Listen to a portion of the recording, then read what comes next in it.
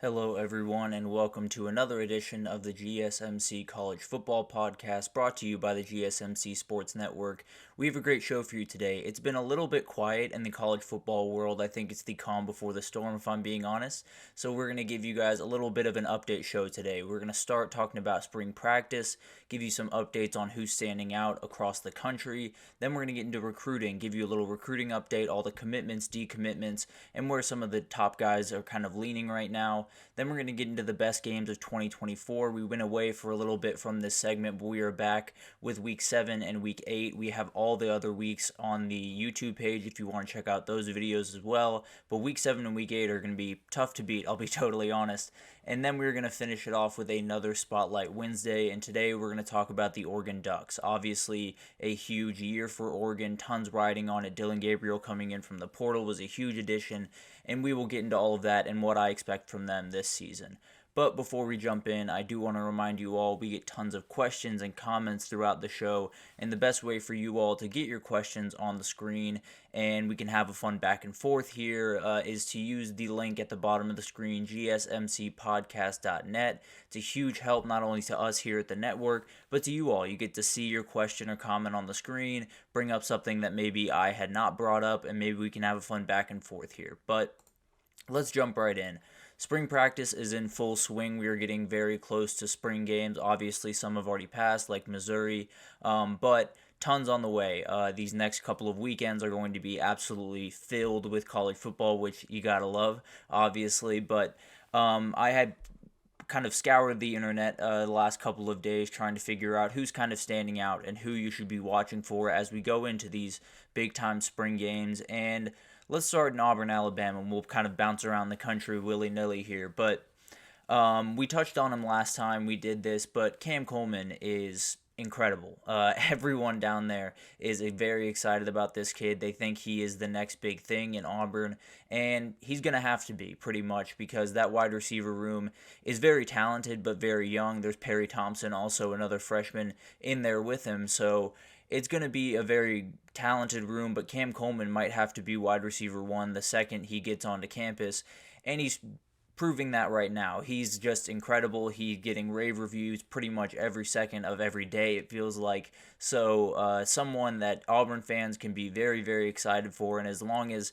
Peyton Thorne can be on target, I think Cam Coleman will have a big-time year in 2024.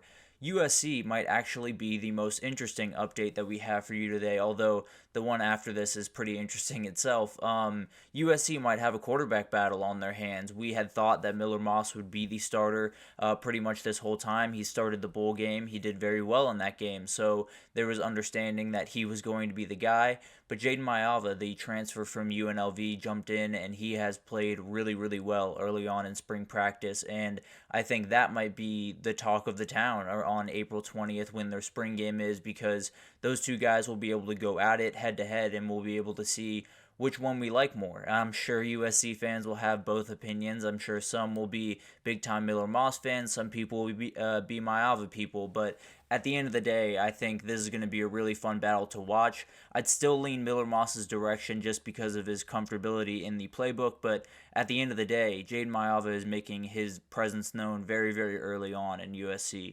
And then let's get into Michigan, another quarterback situation that a lot of people are watching. Some people even thought they might go into the portal after the spring, but Alex Orji is standing out the way that Michigan fans were hoping that he would. He is doing everything in spring practice that a lot of the doubters thought he might not be able to. Mason Graham was giving him rave reviews, talking about his athletic ability and his ability to command the offense. So I think that spring game will still be very interesting. There's still a lot to prove for him, obviously, but I do think he is currently in line to be the starter. We will see what happens over the next couple of weeks, obviously. That could change very quickly up there.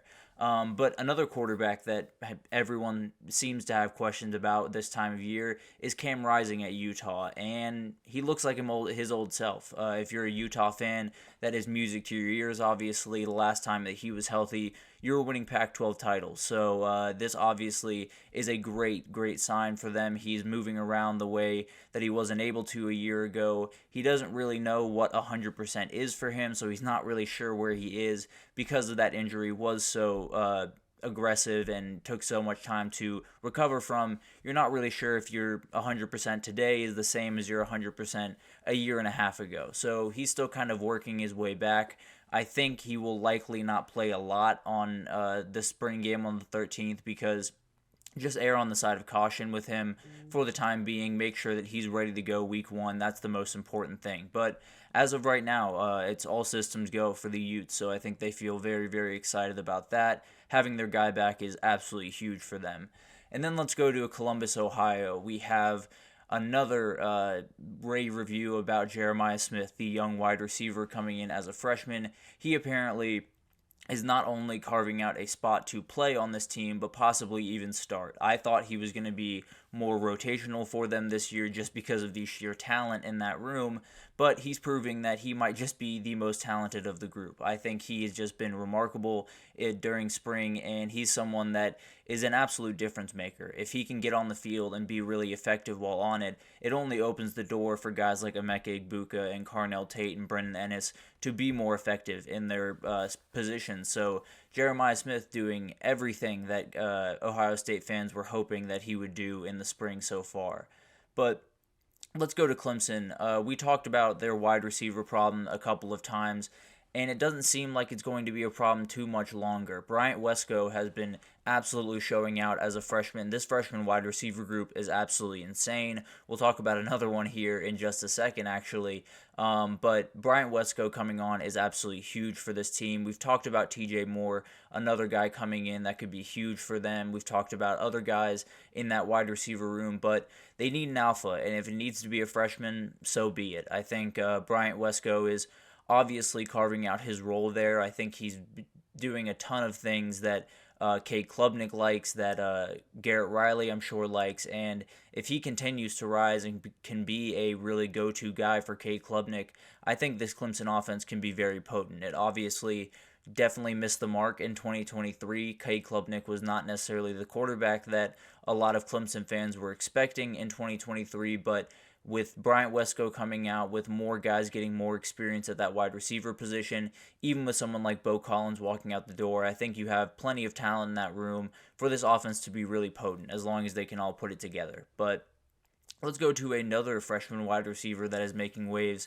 Feels like there is people all over the country that are freshman wide receivers making waves, but down in Austin, Texas, Ryan Wingo is doing just incredible things. He is apparently carving out another starting role in a position where I didn't think he was going to be capable of doing that. I thought he was going to be more of a rotational guy. It's very possible that he starts as the Z wide receiver, which is kind of the off line of scrimmage wide receiver, and kind of the bigger, probably more of a red zone threat type of wide receiver. Him and Matthew Golden are currently set up at that position.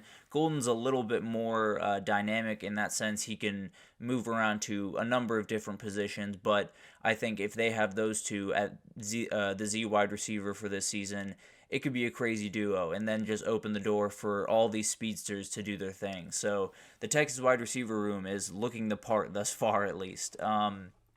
In Penn State, in State College, we have tons of guys standing out, and it's the exact guys that Penn State needs to. Abdul Carter is proving to be the dude. He made that switch from linebacker to edge. They kind of just gave him the choice because he's so remarkable, and he decided to move to edge, take over for Chop Robinson and Adisa Isaac as they move on to the NFL, and he's playing the part. He's doing exactly what Penn State fans would expect and being an absolute game wrecker in practice. I think he is one of those guys that could be one of the better players Penn State's had on the defensive side of the ball in a while. I think he has ultimate ability athletically. Obviously, he can play linebacker and now edge. He can do a number of things, drop back into coverage. So he's someone that I'm watching in terms of just being an absolute game wrecker and taking this Penn State defense from, really, really solid to absolutely elite, where a lot of Penn State fans were a little bit worried after a remarkable season last year. They did have a number of guys leave, but it looks like that defense, led by Abdul Carter, is going to be really solid. And another reason for that would be A.J. Harris, a transfer from Georgia, a corner that's come in and had a big-time spring, which they absolutely needed. They had Kalen King walking out the door. They had Johnny Dixon walking out the door. So needed guys on that exterior of that defense to help them out, and A.J. Harris has proven to be that. And then on the outside of the offense, we had Julian Fleming, a wide receiver, come over from Ohio State, and he's playing the part. He's doing exactly what they needed him to do, fitting into that wide receiver one position. I think it's very possible that they will still go out and find another wide receiver in the transfer portal after spring. But right now, Julian Fleming is doing exactly what he needs to do early on in his time in State College. But let's go down to Athens, Georgia, and let's talk about this offense. I feel like we spend so much time talking about the defense around Georgia, and it's going to be plenty good. I think the defensive tackle position could be one that you see them take someone in the spring, but other than that, it looks like it's going to be solid. But this offense is going to be downright disgusting, I'll be totally honest. This O-line is on a totally different level than apparently everyone else on the team. They just look different. They play different. Obviously, tons of remarkable guys. Tate Ratledge could have gone into the draft and got drafted quite high, but he decided to come back to Athens and making his presence known early. Carson Beck is absolutely dialed in. He is someone that I tend to believe is the best quarterback in the country. I think he will be the no-brainer number one overall pick in 2025 because I think he's going to go insane this year, to be totally honest. It looks like the wide receivers are getting very comfortable. Ra Thomas and Dominic Lovett, two guys they brought in from Mississippi State and Missouri, last year, are apparently becoming more comfortable at that wide receiver position. And then another transfer they brought in this year, Colby Young from Miami, is proving to be a big-time target early on. So tons to like about this Georgia offense. I think it might be the best offense in the entire country, if I'm being totally honest. But time will tell for sure. But Carson Beck right now is just cruising right along. Up in South Carolina, a team that Georgia will have to face at some point this season, Oscar Attaway, the North Texas transfer running back, is showing out early. He is proving to be possibly the number one running back there and getting the bulk of the carries right now. They're definitely going to be a run-heavy offense, so having him get off to a really good start and go into the season very confident is absolutely huge. And then finally, let's finish it out in Eugene, Oregon, and talk about the transfer news in Oregon, because Evan Stewart and Jabbar Muhammad are finally on campus. Two guys that they absolutely need to hit on this year. We will actually talk about them later in the show. But both these guys, getting them on campus is absolutely huge. Evan Stewart from Texas A&M, a big-time wide receiver they need to hit. And then Jabbar Muhammad, the corner from Washington, another guy. They are filling up their back end with transfers. Again, something we'll talk about later. But Jabbar Muhammad might be the most important of the group. And then finally, I just want to get y'all updated on where we are at with all the spring games and everything going on there. We have tons coming up over the next couple of weeks, so let's break it down real quickly.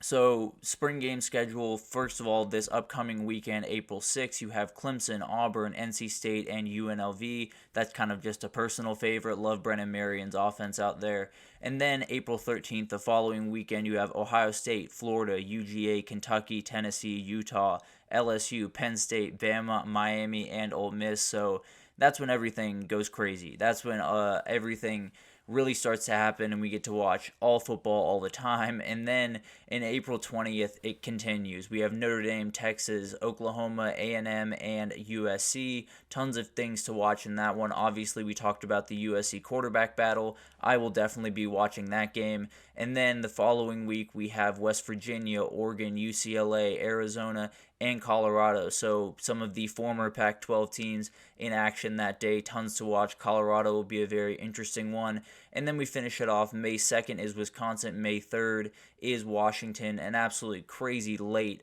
spring game for them. But very interesting, obviously, having the spring game after the portal closes on April 30th. We'll see what happens with those two teams. Definitely a very interesting thing to watch there. But we are going to take our first break here, and when we come back, we're going to talk about recruiting, give you another little update segment, take you through the world of recruiting, let you know where the top guys are leaning, and some of the commitments that we've had, and USC continues to roll along, so we'll talk about that right after this.